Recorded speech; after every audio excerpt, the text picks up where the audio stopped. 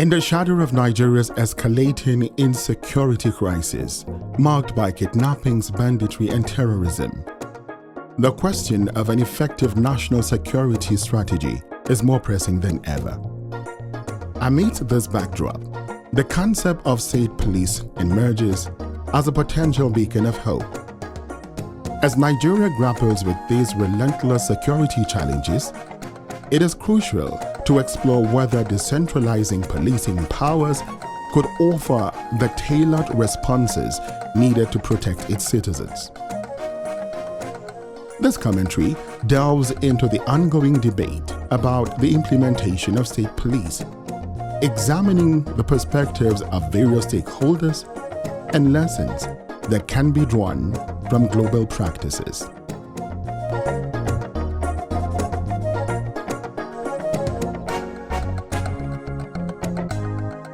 Can state police be the answer to Nigeria's insecurity crisis? Nigeria's security landscape is a troubling one. Lives are shattered and homes are lost to the ever-present threat of kidnappings, banditry, and terrorism.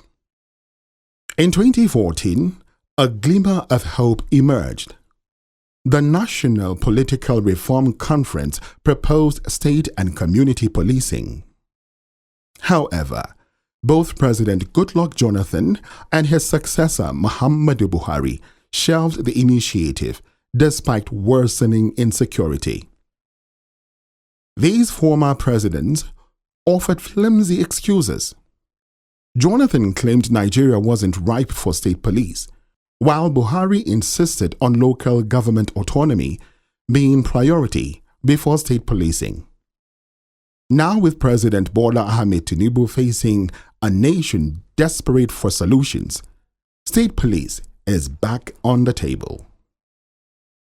Heeding calls from governors, the president is considering state police to bolster the crumbling security architecture, which is overwhelmed by the surging activities of kidnappers, bandits, secessionists, and terrorists.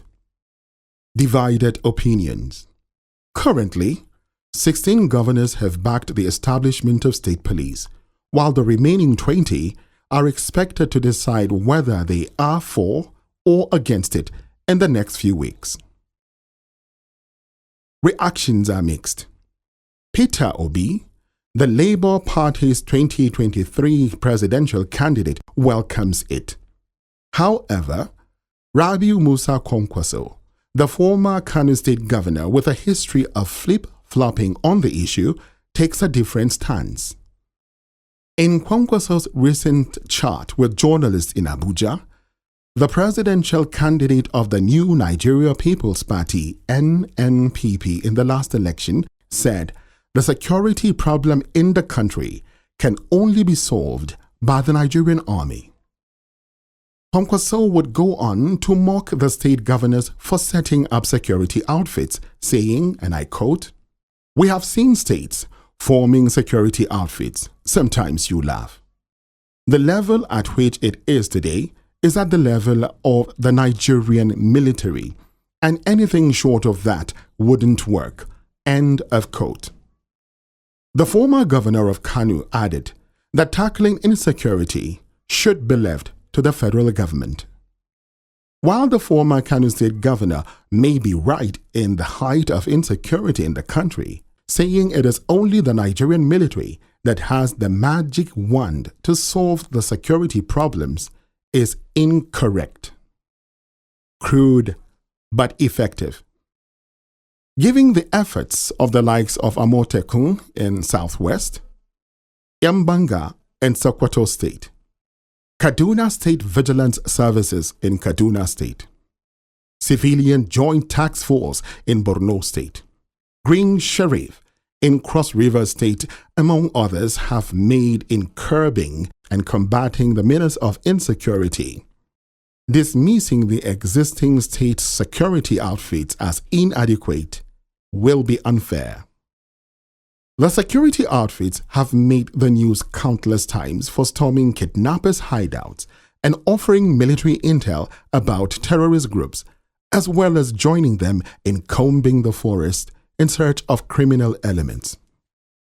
Despite being equipped with locally made weapons, these security outfits have recorded incredible security feats that could only be achieved with sophisticated weapons.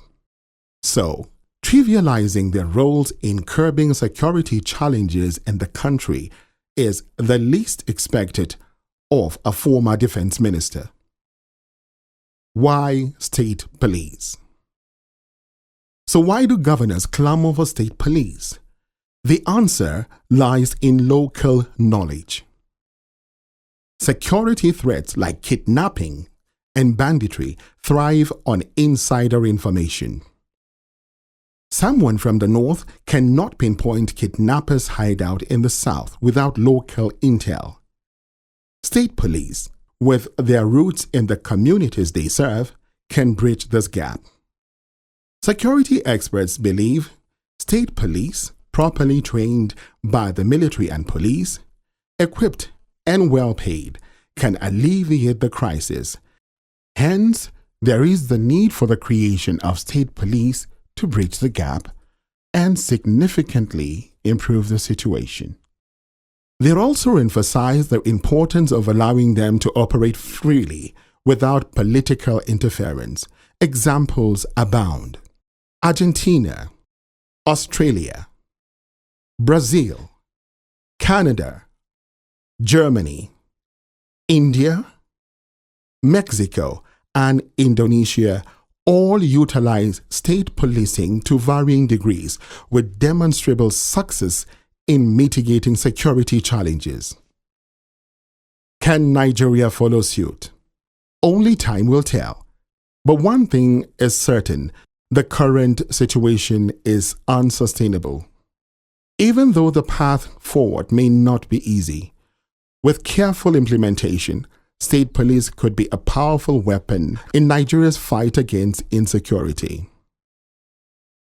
In conclusion, the debate surrounding the establishment of state police in Nigeria is not just about restructuring law enforcement, but adapting to the unique security needs of each state.